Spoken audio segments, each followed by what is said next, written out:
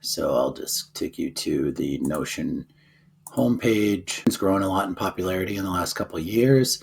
It's great at helping you organize and rearrange tasks and put them in order in a table format while also organize blog writing. What I've used Notion for in the past is meeting notes, organizing tasks, general tasks, calendars.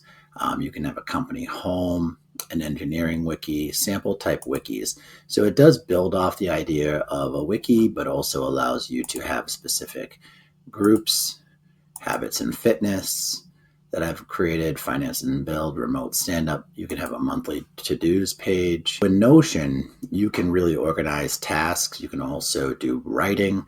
You can organize the writing according to a sequence so that you know when there's some deadlines due.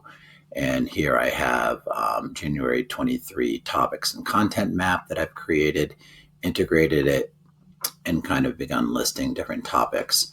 Now you can also have a calendar view, different meetings that you've assigned,